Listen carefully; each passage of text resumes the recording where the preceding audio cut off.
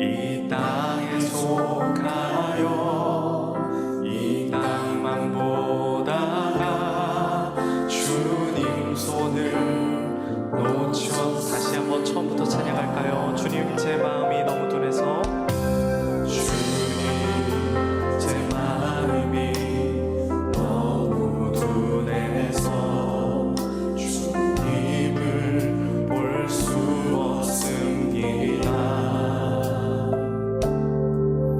이 땅에 속하여 이 땅만 보다가 주님 손을 놓쳤습니다.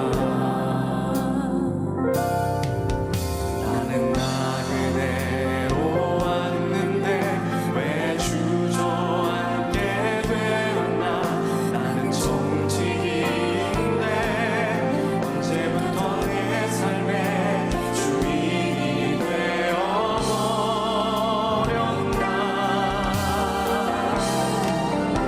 믿음이 없이는 기쁘시게 못하니 모든 수고도 다 헛될 뿐이라.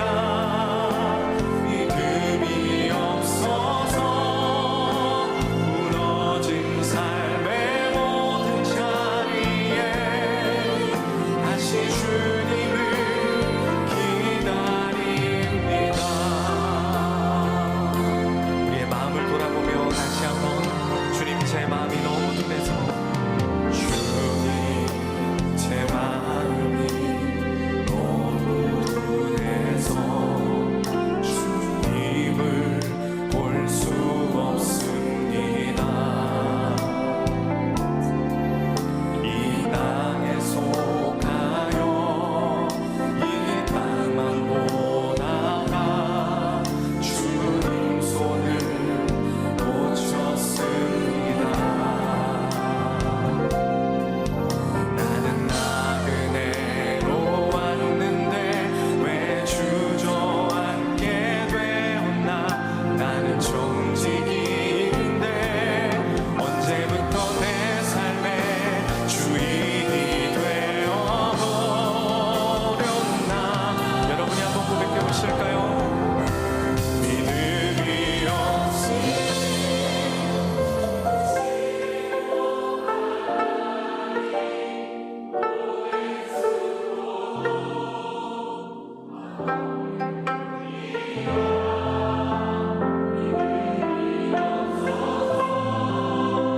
무너진 삶의 모든 자리에 다시 주님을.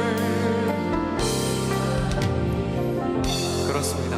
믿음이 없어서 무너진 삶의 모든 자리를 놓고 기도해야 될 때인 줄로 믿습니다. 행함이 없어서 무너져가는 우리의 삶을 놓고 이 시간 진지하게 기도했으면 좋겠습니다.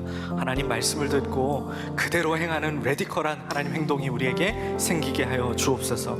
일상 속에 성실과 경건이 우리 마음에 자리 잡게 하여 주시고, 삶으로 복음을 전한 이들처럼 우리도 작은 실천으로 주의 사랑을 나타내며 살게 하여 주시옵소서. 우리 주여 한번 외치시고 기도하겠습니다. 주여, 아버지 하나님, 우리를 통하여 말씀을 듣고 행하는 레디컬한 행동이 우리에게 있어지길 원합니다.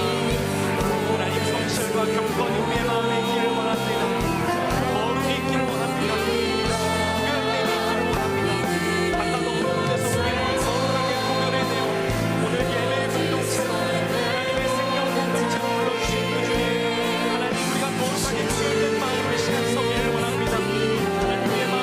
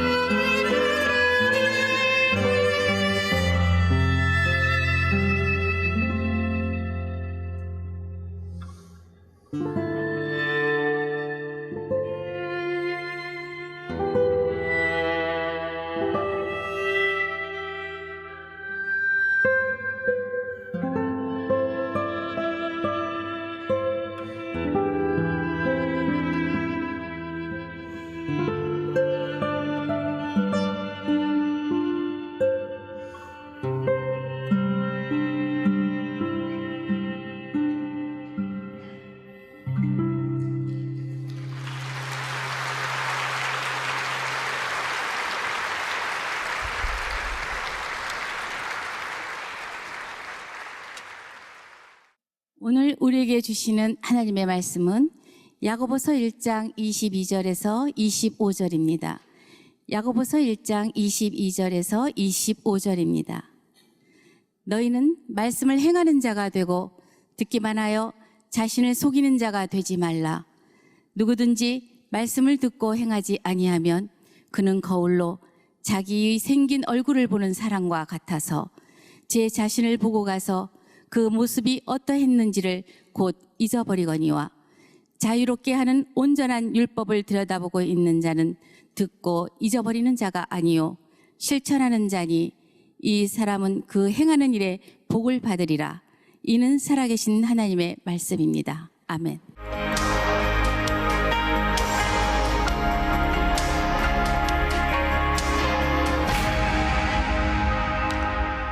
자, 이제 시리즈 6번째 설교니까 여러분들이 기억하고 있을 것 같아요. 우리들이 이 연대 하나는 기억하고 말씀을 듣자 그랬죠. 그 연대가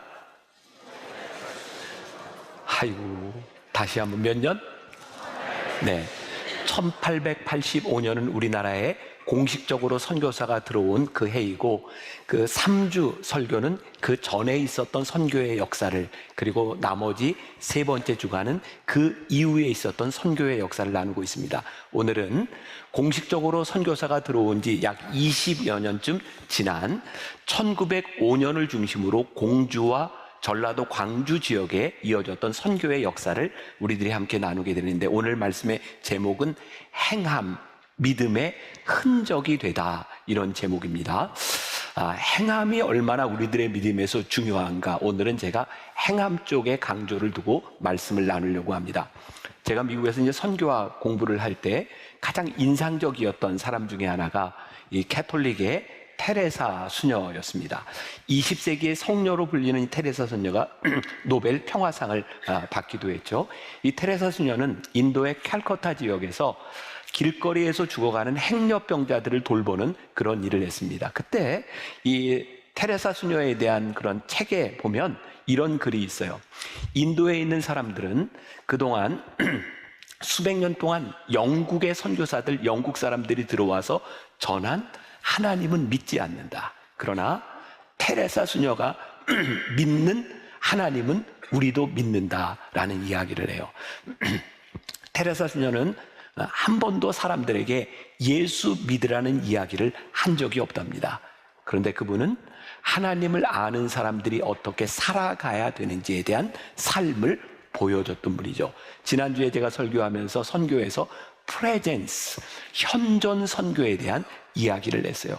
우리가 있는 곳에서 어떻게 성육신한 하나님, 그리고 복음을 우리들이 살아낼 것이냐에 대한 부분이죠.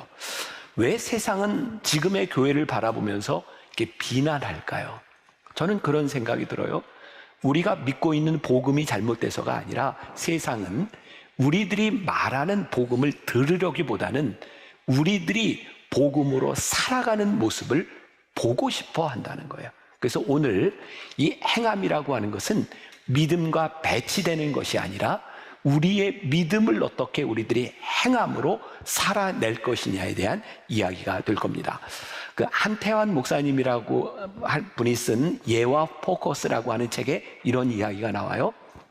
어떤 그 잡화점의 그 주인이 들어오는 손님에게 이런 이야기를 합니다.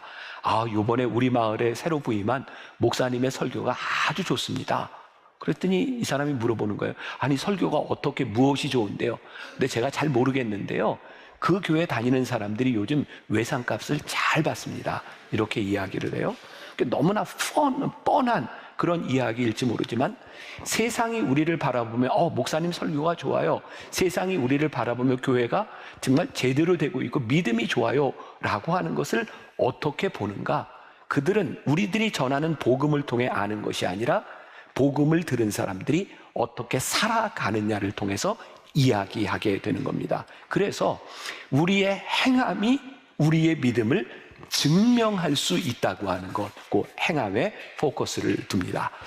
제가 그동안 설교하면서 제일 많이 여러분들에게 소개했던 책 중에 하나가 있습니다. 쉐인 클레어본이 쓴 믿음은 행동이 증명한다라는 책이에요. 이 책에 이런 말이 나와요. 우리는 얼마든지 가난한 사람을 도울 수 있습니다. 그리고 그렇게 하면 세상 사람들에게 칭찬을 받습니다. 하지만 예수님처럼 살면 세상은 우리를 십자가에 못 박을 것입니다. 제가 오늘 착함에 대한 이야기를 많이 할 겁니다. 착함 굉장히 중요합니다. 그리고 예수 믿는 우리가 착하게 살아가는 것 굉장히 중요합니다. 그러나 우리가 착함으로 구원을 받는 것은 아닙니다. 착한 게 중요하긴 한데 착함이 우리의 믿음은 아닙니다. 그런데 한 가지 분명한 것은 우리들이 믿음으로 구원을 받고 은혜를 받은 사람이라면 우리들의 삶에서 착함으로 나타나야 되는 거죠. 제가 지난주에 여러분들에게 드라마 얘기 하나 했죠. 폭삭 속았수다. 제가 요즘 사람들하고 이렇게 만나서 얘기하면 4명에 3명 정도는 보았거나 보고 있는 것 같아요. 제가 조금 목사 같지 않은 이야기를 해도 될까요? 네, 목사 같지 않은 이야기인데 제가 요즘 사람들이 그런 얘기합니다. 제가 강단에서 하는 설교 10편을 듣는 것보다 그 드라마 하나 보는 게 훨씬 낫습니다. 목사 같지 않은 얘기인데, 근데 제가 왜 그런 생각을 해요? 그 드라마를 보면서 정말 착한 사람의 모습이 이런 거구나. 그 아버지 양관식이라고 하는 사람이 얼마나 아버지로서 또 남편으로서 그런 착한 삶을 살아갔는가. 그리고 사람들이 그 드라마를 보면서 이렇게 열광하는 것 중에 하나가 역시 사람들의 마음 가운데는 착함에 대한 그런 갈구가 있구나라는 생각을 하게 돼요. 저는 제 아내하고 굉장히 관계가 좋습니다. 그리고 제 아내가 저를 굉장히 좋아합니다. 근데 지난주에 그런 얘기를 해요. 내가 자기를 참 좋아하는데 나도 양관식이 필요해.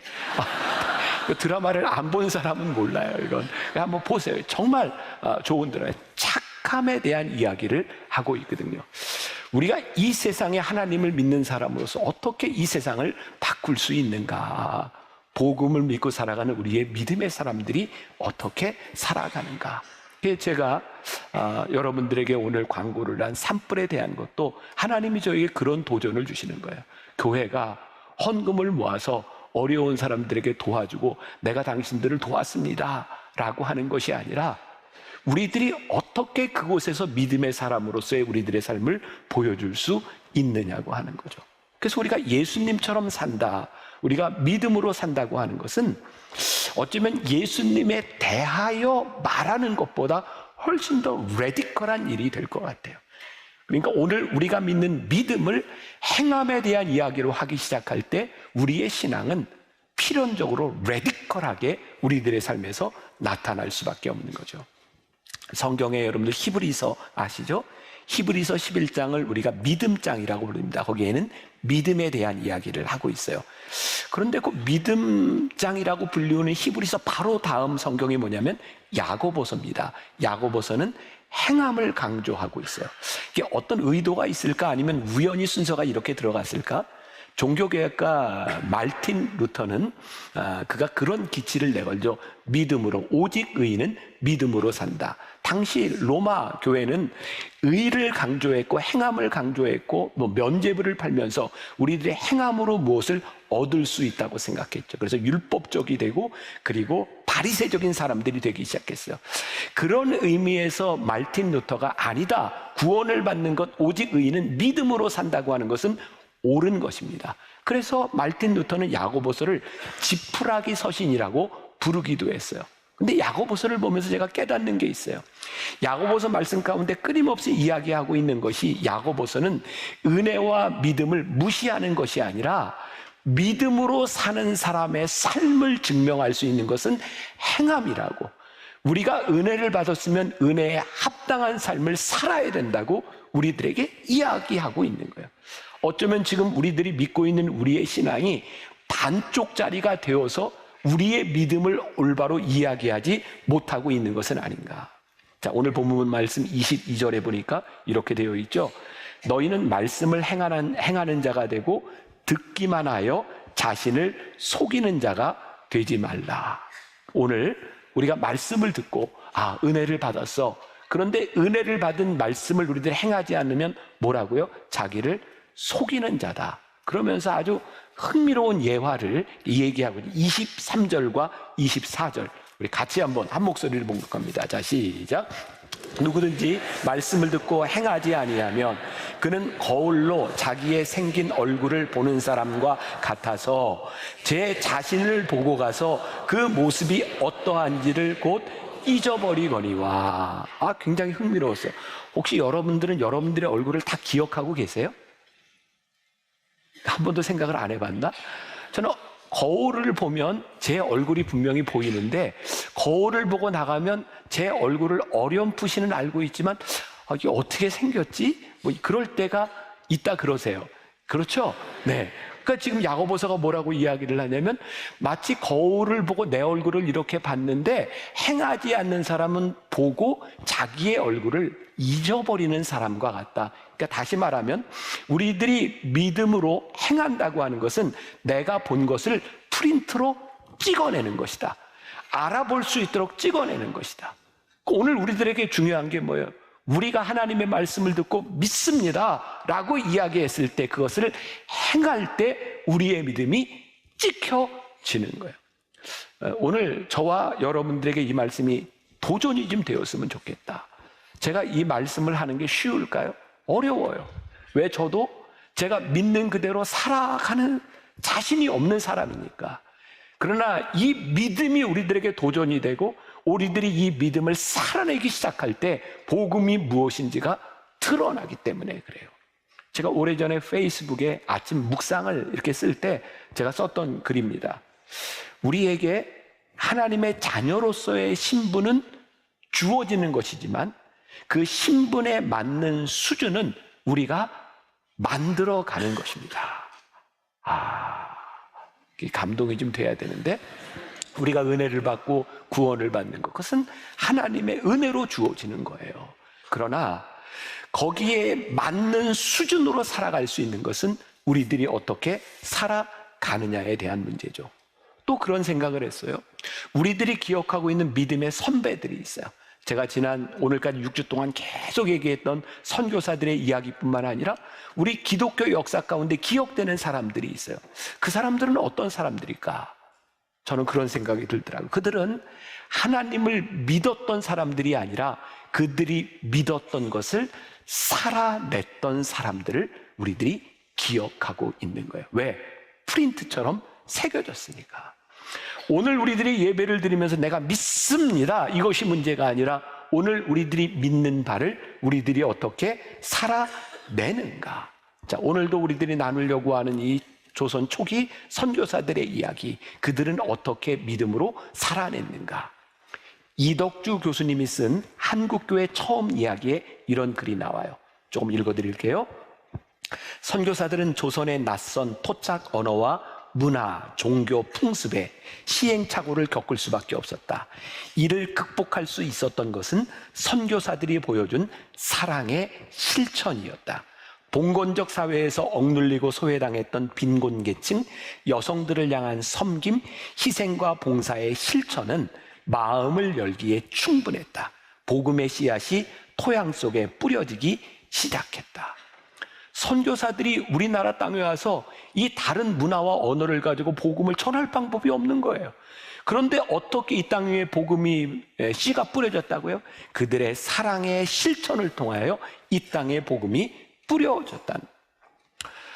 아마 저뿐만 아니라 많은 분들이 옛날에 연탄길이라는 책을 아마 보았을 거예요. 이철환 씨가 쓴 그 책을 보면서 사람들이 많이 감동했고, 저도 그 책을 보면서 이렇게 눈물을 지었던 그런 글들이 있어요. 연탄길이라고 하는 책은요, 정말 착한 이야기입니다. 그리고 요즘 저는 그래, 사람들은 아직도 이 착함에 열광을 하고 있구나. 우리들이 생각할 때는 지금 우리나라의 이런 상황들을 보면서 양극단에 있는 사람들의 목소리가 굉장히 큰 것 같은데, 사실은 그 중간지대에 있는 대부분의 사람들은 정말 착한 복음을 살아내는 사람들에게 열광하고 있구나. 저는 복음의 능력은 복음을 살아내는 사람들을 통해서 나타나는 것이고, 여러분들이 이 땅을 살아가면서 분명한 기준이 있어요.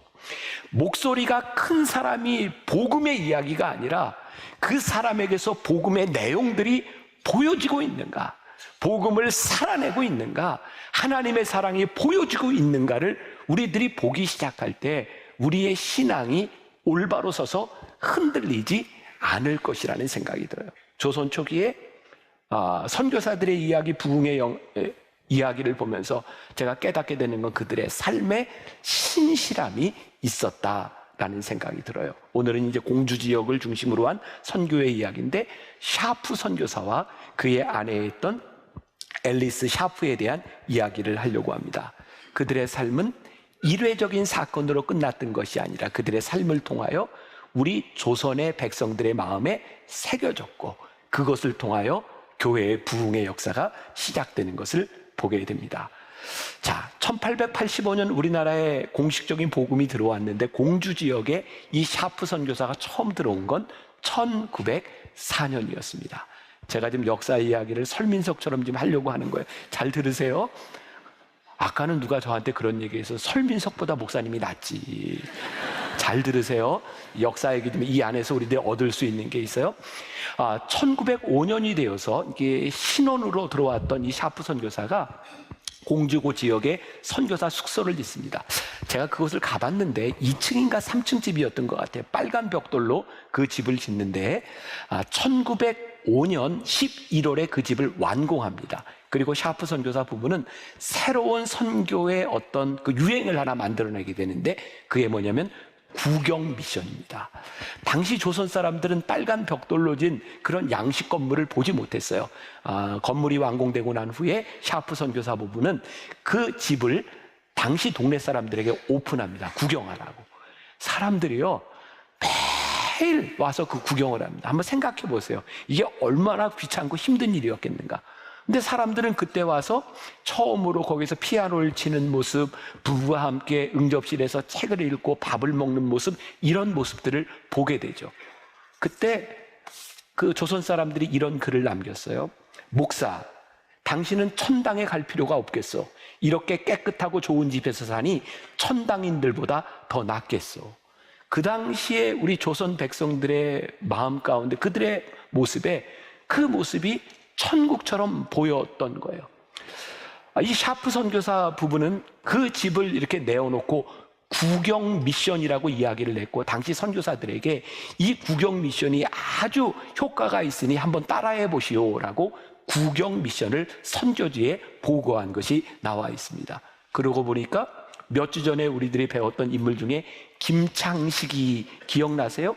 올링거 선교사의 집에 위장 취업해서 선교사들이 뭐가 잘못됐는지를 보려고 들어갔다가 거기에서 감동이 되고 예수를 믿고 세례를 받고 최초의 한국 목사가 된 김창식. 그런가 하면 유명한 스크랜턴 선교사의 집에 요리사로 위장 취업을 해서 스크랜턴 선교사가 뭐가 잘못됐는지를 찾으려고 들어갔던 전덕기라고 하는 사람이 세례를 받고 상동교회 목사가 된 이야기. 그러고 보니까 이 땅 위에 있었던 선교의 역사들은 사실은 복음을 들었기 때문이 아니라 복음을 살아냈던 선교사들의 모습을 바라보며 복음을 받아들였던 이야기들을 우리들이 보게 돼요. 그런데요, 1905년 11월에 그 집을 짓고 신혼집을 생활을 시작했던 이 샤프 선교사가 그 다음 해인 1906년 2월에 공주에서 그렇게 멀리 떨어지지 않은 은진 지역에 사경의 복음을 전하러 갔다가 거기에서 발진 티푸스로 사망을 해요. 한국에 들어온 지 2년 조금 넘었을 때입니다. 여러분, 그런 생각 들지 않으세요? 하나님, 저런 사람은 병이 걸렸으면 낫게 해주셔야지 어떻게 그 병으로 죽게 만드십니까? 그리고 진짜 그 샤프 선교사의 죽음을 보면서 우리 조선 사람들 중에 이런 생각을 했던 거예요. 어떻게 저런 사람이 죽을 수 있냐고, 천국 사람도 죽는구나 라고 하면서 실망한 사람들이 있었는데, 실망한 사람보다는 그 천당 같은 집에서 살면서 어려운 사람들 찾아다니면서 복음을 전했던 샤프 선교사에게 훨씬 더 많은 감동을 받게 되고 마음을 열게 돼요. 1906년 샤프 선교사가 죽었을 때에 그의 아내 앨리스 샤프는 20대 초반이에요. 다시 미국으로 갑니다. 네, 2년을 지나다가 1908년 다시 혼자 몸으로 한국 땅에 돌아와서 30년 동안 선교 사역을 해요.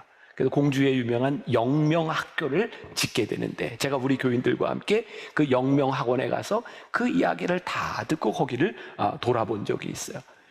여러분, 샤프 선교사가 키운 제자 중에 제일 유명한 사람이 유관순이에요. 양녀로 삼았죠. 샤프 선교사의 제자 중에 하나가 중앙대학교를 설립한 임영신 여사가 엘리사 샤프의 제자예요. 최초의 여자 목사였던 전 밀라가 엘리사 샤프의 제자예요.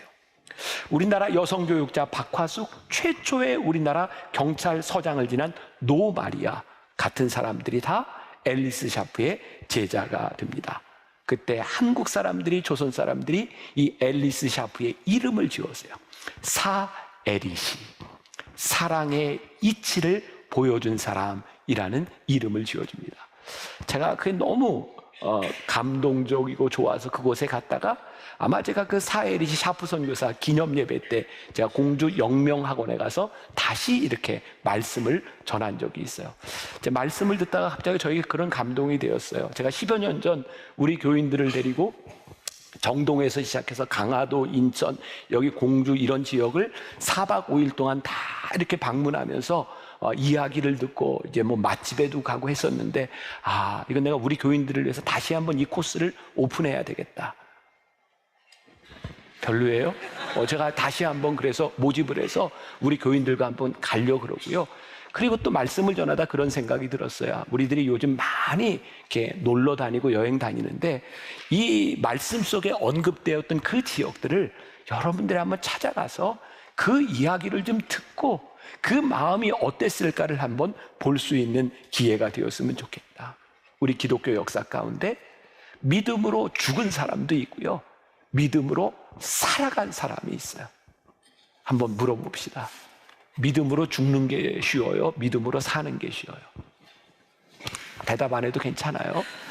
뭐 저와 여러분들, 정말 내가 예수님 믿는 믿음으로 그래 내가 순교하지, 어쩌면 우리의 믿음을 가지고 한번 딱 맘먹고 순교하는 것은 쉽지 않지만 그렇게 어려운 일은 아닐 것 같아요. 근데 우리가 평생 이 믿음을 살아낸다고 하는 것은 결코 그렇게 쉬운 일이 아닐 것 같다는 생각이 들어요. 자, 여러분들에게 사진을 하나 보여드려요. 공주에 가면 제가 이제 보고 왔던 교회 중에 저기 보면 협산자 예배당이라고 써 있는데 저렇게 기역자로 되어 있죠. 당시의 교회는 저렇게 기역자로 만들어졌었는데, 이유는 남자와 여자가 한 곳에서 예배 드릴 수 없기 때문에 가운데 강단을 이렇게 만들어 놓고 가운데 막을 가리고 남자 여자가 나누어서 이렇게 예배를 드렸습니다. 초창기의 교회 형태입니다. 공주가요 1905년에 복음이 들어가고 1907년 평양 대부흥 운동의 영향으로 공주 지역이 부흥을 합니다. 그러니까 예배를 드릴 장소가 필요한 거예요. 교회당을 져야 되는데 돈이 없는 거예요. 그래서 미국에 선교 보고를 합니다. 공주 지역에 교회를 좀 지어야 되겠다. 근데 그 선교 보고를 듣고 어떤 미국인 신사가 그 보고를 듣고 헌금을 놓고 나왔는데 아무도 그 사람이 누군지를 모르는 거예요. 근데 아는 것은 그 사람이 아마 비가 오는 날이었던 것 같아요. 우산을 옆에 끼고, 협산, 그래서 우산을 끼고 간 사람이 낸 돈으로 그 교회를 지었다. 그래서 협산자 예배당이라고 이름을 짓습니다. 그 당시 300명이 들어가는 빨간 벽돌의 건물을 짓는다고 하는 것은 그렇게 쉬운 일이 아니었어요. 그러고 보니까 어떤 일들이 이루어지든지 누군가 믿음으로 행했던 사람들을 통하여 하나님의 역사가 이루어지고 있는 것을 보게 되는 거죠. 자, 오늘 본문 말씀 25절 우리 같이 한번 한 목소리로 봅시다. 시작. 자유롭게 하는 온전한 율법을 들여다보고 있는 자는 듣고 잊어버리는 자가 아니요 실천하는 자니 이 사람은 그 행하는 일에 복을 받으리라. 말씀을 듣고 실천하는 자는 복을 받으리라. 근데 그 복이 어떤 복이에요? 하나님의 역사가 이루어지는 복을 받으리라. 지금 이 나라 대한민국이 복음을 실천한 사람들을 통하여 복받은 민족이 되었던 것처럼 지금 우리 세대가 믿음으로 행하는 사람이 되게 될 때에 이 나라 대한민국이 복을 받으리라. 이거 아멘 타이밍인데 복을 받으리라. 여러분, 우리들에게 이 믿음이 없어요. 하나님, 이 나라와 이 민족이 여기에 함께 예배하고 기도하는 우리들에게 달려 있습니다. 이 나라와 민족을 위해 기도하는 것이 좀 이때를 지나가면서 이 시리즈를 우리들이 말씀으로 나누게 하신 하나님의 뜻이 있다는 생각을 해요. 하영록이라고 하는 분이 지금 신문을 보니까 세상을 떠났더라고요. 그 팀 하스라고 하는 미국의 그 건축 기업을 운영하는 회장인데 이분이 아마 목사가 됐고 지금은 세상을 떠난 걸로 알고 있어요. 이분이 심장 이식 수술을 받을 때 그 수술대 위에서 하나님 앞에 서원을 합니다. 내가 믿음으로 성경대로 비즈니스를 하겠다. 그분이 쓴 책이 그래서 성경대로 비즈니스 하기라는 책이 있습니다. 제가 그 부분에 인상적으로 보았던 게 그런 내용이었어요. 이분이 엑스트라 마일이라고 하는 말을 가지고 엑스트라 마일의 원리를 가지고 비즈니스를 해야 되겠다. 요 근거는 마태복음 5장 41절의 말씀입니다. 또 누구든지 너로 억지로 오리를 가게 하거든 그 사람과 십리를 동행하고, 오리를 가자고 했는데 십리를 가라. 엑스트라 마일이라는 거예요. 또 이런 표현을 쓴다. beyond door라고 하는 말을 쓰는데 이 말은 내가 사람들을 배웅할 때 여기서 안녕할 수 있지만 beyond door, 문 밖에 나가서까지 배웅해 주는 거, 이게 엑스트라 마일이라는 거예요. 이 팀 하스 이 회장은 직원들을 이렇게 채용할 때 묻는답니다. 엑스트라 마일의 의미가 뭔지 압니까? 그러면 이렇게 대답을 한대요. 예, 제가 고객의 일을 해야 되는데 이걸 빨리 맞춰야 되는데 시간이 없을 때 밤을 새워서라도 마치는 게 엑스트라 마일입니다. 그러면 하영록 회장은 그건 엑스트라 마일이 아닙니다. 당연히 해야 될 일입니다. 엑스트라 마일은 이런 겁니다. 연인들이 이렇게 연애를 하는데 여자가 남자에게 이렇게 합니다. 자기야, 커피 좀 사다 줘. 그러면 남자가 가서 커피를 사가지고 오면서 쿠키까지 가져다 주는 게 엑스트라 마일이다. 그 요구한 것 이외의 것을 해주는 것이 엑스트라 마일이다. 우리들이 비즈니스를 하는데 엑스트라 마일, 그렇게 비즈니스를 하면 틀림없이 성공할 것이다 라고 하는 비즈니스의 원리를 이야기하고 있는 거예요. 우리 그리스도인으로 살아가는데 우리들이 마땅히 사람들이 기대하는 것, 그 이상을 살아내는 것이 엑스트라 마일인 거예요. 하나님께서 우리들에게 복음의 삶을 살아가라고 하는 것이 무엇이냐면 너희들이 생각하는 마땅한 것을 넘어서서 살아가 보아라. 제가 조금 전에 예배 때도, 토요 예배 때도 우리 교인들에게 그런 도전을 냈고 저에게도 그런 얘기. 하나님, 우리가 오늘 이 예배를 마치고 나서 일주일을 세상에서 살아가는 동안 엑스트라 마일을 한번 살아보겠습니다. 이 땅 위에 선교사들이 살았던 삶이 그렇게까지 살지 않아도 되는데 그렇게 살았던 사람들을 통해서 복음이 전해졌던 것처럼 우리가 엑스트라 마일을 한번 살아내게 하여 주옵소서. 제가 영명학원에 가서 여러분들 공주에 갈 기회가 있으면 한번 찾아가 보세요. 제가 여러 설명을 듣고 제가 마음 아프게 울었던 것이 그 영명학원 옆에 있는 무덤이었어요. 제가 양화진에 대한 이야기도 있고 지금 여러분들 양화진 많이 가고 계실 거예요. 거기에 5개의 무덤이 있어요. 하나는 샤프 선교사의 무덤, 들어온 지 2년 조금 넘어서 죽었던 샤프 선교사의 무덤, 그리고 거기에 테일러 선교사의 6살 난 에스더의 무덤이 있어요. 또 하나의 무덤은 아멘트 선교사의 아들 2살짜리 로저라고 하는 아이의 무덤이 있어요. 또 하나는 그 지역에 왔던 윌리엄스 선교사의 딸 6살 때 죽었던 올리브의 무덤이 있어요. 또 하나의 무덤이 있는데 5번째 무덤이 우광복 윌리엄스 선교사의 아들의 무덤이 거기에 있더라고요. 윌리엄스 선교사가 그 딸 올리브를 잃고 난 다음에 거기서 낳았던 아들을 미국으로 보내요. 그런데 이 선교사의 마음에 그 아들을 이름을 우광복이라고 지었던 것은 대한민국의 광복을 염원하며 자기 아들의 이름을 우광복이라고 짓습니다. 우광복은 미국으로 가서 콜로라도 덴버의 의대를 졸업하고 해군 군의관으로 우리나라에 다시 와요. 그리고 우리나라에 와서 1994년까지 선교사로 우리나라 농업, 우리나라 많은 부분에 기여를 하고 1994년에 죽습니다. 제가 여러분들에게 계속해서 하는 이야기죠. 우리 조선 근대사, 지금 대한민국을 복음이 없이 우리들이 어떻게 이해할 수 있겠는가? 지난주였어요. 제가 청주 지역에서 이렇게 집회를 하면서 몇몇 목사님을 만나게 됐는데, 청주에 가면 제일 큰 교회 중에 하나가 상당교회라고 있습니다. 근데 그 교회 목사님이 안광복이에요. 그래서 제가 이 생각이 나서 목사님한테 혹시 목사님 이름의 뜻이 뭐예요? 그랬더니 이 목사님이 태어난 날이 8월 15일인데 아버지가 광복절에 태어났다고 광복이라고 지었대요. 근데 그 이름 때문에 너무 스트레스를 받았대요. 안광복이니 이게 광복을 하자는 얘기인지 말자는 얘기인지 그것 때문에 너무 스트레스를 받았대요. 근데 생각해 보니까 감사한 게 개천절에 태어나지 않은 게 얼마나 감사한지, 이 개천절에 태어났으면 큰일 날 뻔했다. 여러분들 봅시다. 그 선교사가 아들의 이름을 광복이라 지었을 때 이 대한민국을 향한 그 선교사의 마음이 어떤 마음이었을까? 이 영명학교를 통하여 우리나라를 사랑했던 그 사랑의 마음들이 우리들에게 남아있는 거예요. 그 초기 선교사들을 바라보며 우리 백성들은 어떤 마음을 가졌을까? 아마 그들의 삶을 바라보며 복음이 심겨지지 않았을까? 말씀을 이제 마무리합니다. 한 가지 이야기로 마무리를 하는데, 공주 지역에 이렇게 복음이 전해지고 이제 전라도 광주 지역에도 복음이 전해지는데, 그 당시 초창기에 이제 우리나라 왔던 선교사와 복음이 전해진 이야기예요. 오방이라고 하는 호를 가진 최홍종 목사님의 이야기입니다.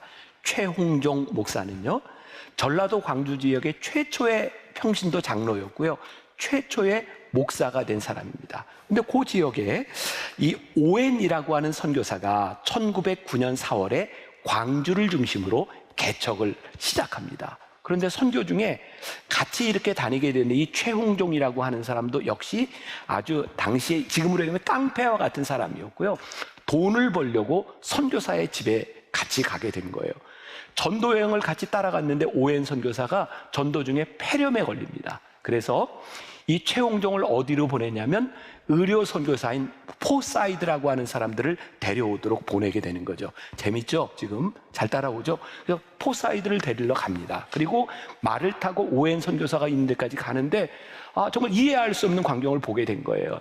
길거리에 당시 거지도 많았고 그 전라도 그쪽 지역에는 나병 환자들이 많았는데, 이 최홍종은 거지들을 보거나 나병 환자들을 보면 만지지 않으려고 피해가는데, 이 포사이드 선교사가 거지를 보면 자기 말에 태워서 자기가 말을 끌고 가고, 그리고 나병 환자들을 돌보는 모습을 보면서 마음에 결심을 합니다. 이렇게 남아있어요, 글이. 나는 내 동족인데도 피해 도망쳤는데 포사이드는 그를 자식 안듯이 안을 수 있다니.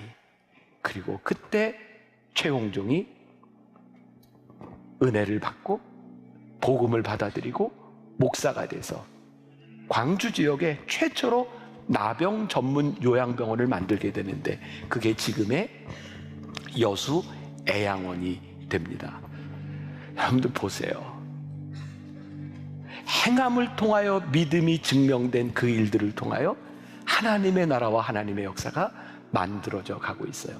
여수 애양원 하면 여러분들은 누가 생각나세요? 사랑의 원자탄 손양원 목사님 생각나지 않으세요? 그럼 여수에 가면 한번 가보세요. 손양원 목사님 기념관. 저는 갈 때마다 참 좋아요. 손양원 목사님의 별명이 사랑의 원자탄이잖아요. 저는 수백 번의 설교를 하는 것보다 그분의 삶 하나가 우리들에게 말해주는 메시지가 훨씬 더 크다고 생각해요.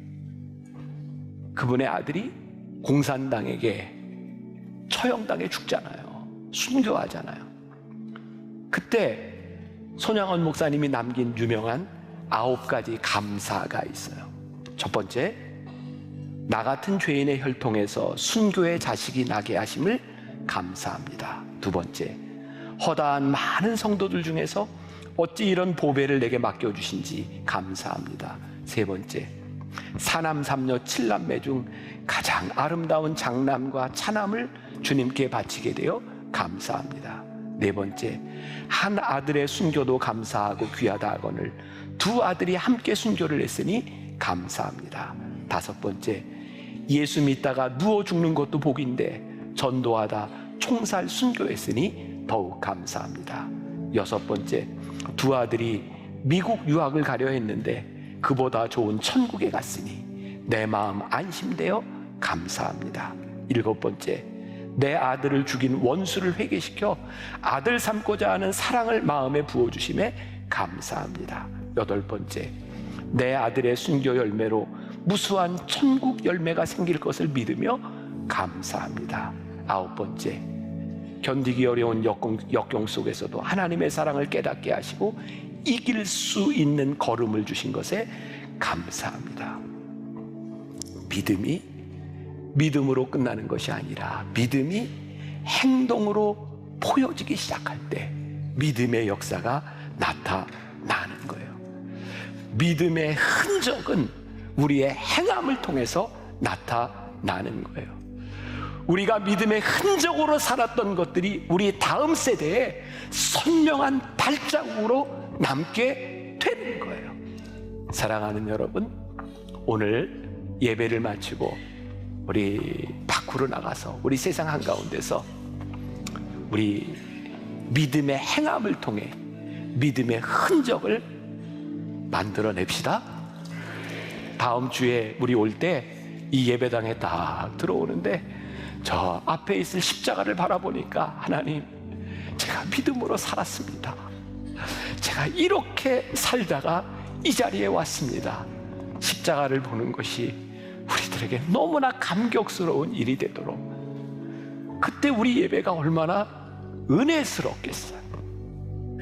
그냥 대충 와서 예배 드리는 게 아니라 믿음을 살아낸 사람들의 이야기로, 선명한 발자국을 찍은 사람들의 이야기로 우리 다시 이곳에 모일 수 있기를 주님의 이름으로 간절히 부탁합니다.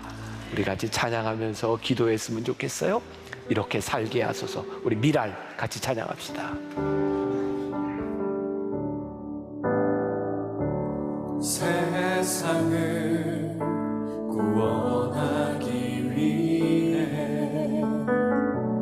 흘려야 할 피가 필요하다고, 죄인을 대신하기 위해 희생의 제물 필요하시다면 내 생명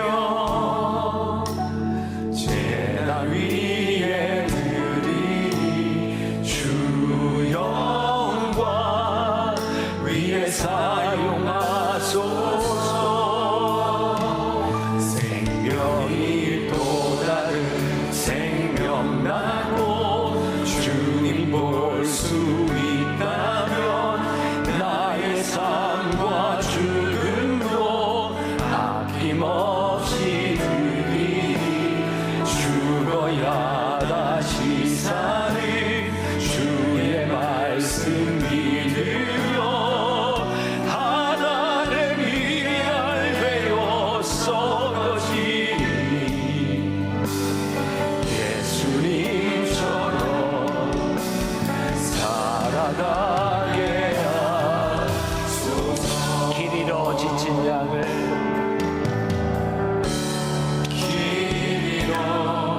우리가 오늘 이 시간 간절히 기도하는 것이 우리가 믿는 믿음, 우리가 알았던 믿음, 우리 속에 있는 그 믿음을 살아내기 위해 하나님 앞에 기도하며 그 믿음을 우리들의 삶의 선명한 발자국으로 만들 수 있는 우리에게 되게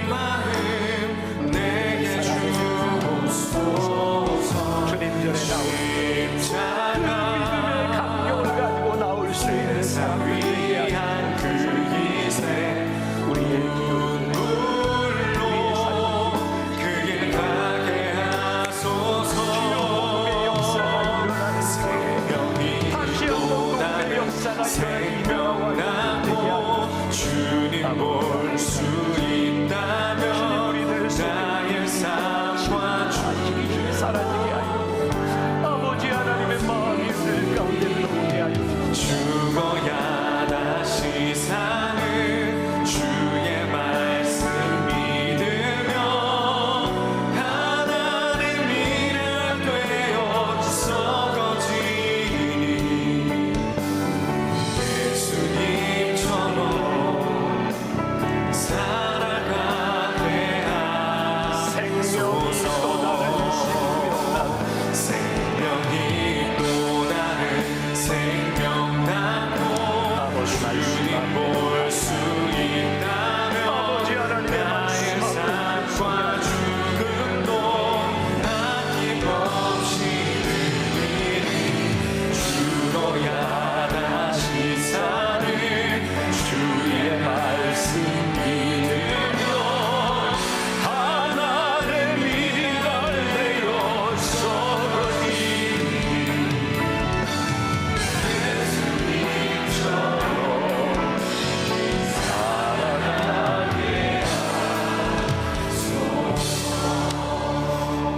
하나님, 오늘 우리가 간절히 바라는 것이 있습니다. 우리들이 믿었던 믿음, 우리들이 알았던 믿음, 우리의 마음속에 새겨두는 것으로 끝나는 것이 아니라 그 믿음을 행함으로 믿음의 흔적을 만드는 사람들이 되기를 간절히 소원합니다. 믿음의 흔적이 이 나라 대한민국을 바꾸었던 것처럼 우리 믿음의 흔적들이 다음 세대를 바꾸어 갈 수 있도록 우리 모두가 예배를 마치면 이제 세상으로 돌아갑니다. 이 세상 한가운데서 믿음으로 살아가게 하시고 살아내게 하시고 다음 주에 그 믿음의 감격을 가지고 다시 모이도록 우리를 축복하여 주옵소서. 지금은 우리 주 예수 그리스도의 은혜와 하나님 아버지의 무한하신 사랑과 성령의 인도하심이 믿음을 살아내기를 원하며 담대히 이 세상으로 나가는 당신의 사랑하는 모든 백성들 위해 지금부터 영원까지 함께 하시기를 간절히 축원하옵나이다. 아멘.